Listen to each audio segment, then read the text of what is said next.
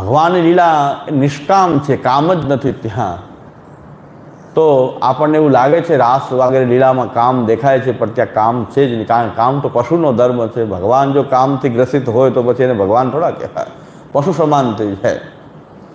ભગવાન તો મન્મથ છે. ભગવાન તો કામને પણ મોહિત કરનારા એ ભગવાન છે. અને એમની લીલા જે છે એ નિષ્કામ છે. તો નિષ્કામ લીલા શેરરાયજીએ એ ગ્રંથ લખ્યો છે. બહુ આ ઉપકારી ગ્રંથો છે આપણી માટે. ભગવદ લીલામાં આ દોષ ક્યાંય દેખાય નહીં.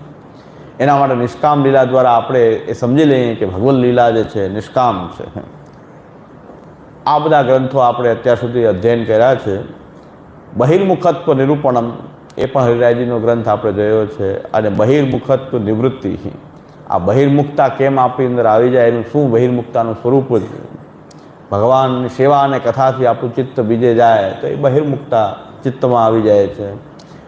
એ બહિર્મુખતાનું નિરૂપણ અને એ બહિર્મુખતામાંથી કેમ બહાર આવવું એ શ્રી હરિરાયજી, જેમ શ્રી મહાપ્રભુજીને પણ ચિંતા એ જ છે. અંતે આપ આજ્ઞા કરે કે યદા બહિર્મુખાયુયમ ભવિષ્યથ કથંચન તદા કાલ પ્રવાહસ્થા દેહ ચિત્તાદયોપ્યત સર્વથા ભક્તયિષ્યંતિ યુષ્માનિતિ મતિર્મુખ ન લૌકિક પ્રભુ કૃષ્ણો મનુતે નૈવ લૌકિક ભાવતસ્ત્રાપ્યસ્મદીય સર્વસ્વચૈહિકશ્ચ સહ પરલોકશ્ચ તેનાયમ સર્વભાવેન એ સર્વદા.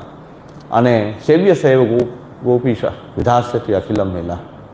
આ ઉપદેશ અંતે શ્રી મહાપ્રભુજીએ ભૂતલ ઉપર પધારતી વખતે, આસુરો વ્યામો વખતે પણ ક્યારેય પણ આપણા સેવ્ય પ્રભુથી બહિર્મુખ ન થવું, સેવા કથાથી ક્યારેય બહિર્મુખ ન થવું, એવો ઉપદેશ અંતે પણ શ્રી આચાર્ય. જો આ રીતે બહિર્મુખ નહીં થઈએ અને પ્રભુની સેવા કરતા રહેશું તો આપણા પ્રભુ વિધાસ્યતિ અખિલમ હિના, એ આપણું બધું જ સિદ્ધ કરશે. લૌકિક અલૌકિક આદિ બધું જ સિદ્ધ પ્રભુ જ કરશે.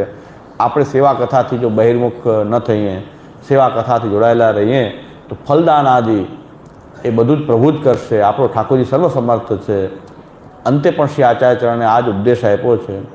એ હરિરાયજી અહીં બહિર્મુખત્વ નિરૂપણ અને બહિર્મુખત્વ નિવૃત્તિ આદિ ગ્રંથોથી આપણને બહિર્મુખ ન થવાનો અને બહિર્મુખતા કદાચ આવી હોય તો એને કેવી રીતે એમાંથી બહાર આવવું, તો એ ઉદ્દેશ છે હરિરાયજીના. આ બધા ગ્રંથો પ્રભુ કૃપાથી આપણે બધા આ ગ્રંથોનું અધ્યયન કરી શક્યા છીએ. ષોડશ ગ્રંથની સાથે ષોડશ ગ્રંથમાં આપણે સેવાફળ સુધી પહોંચ્યા છીએ.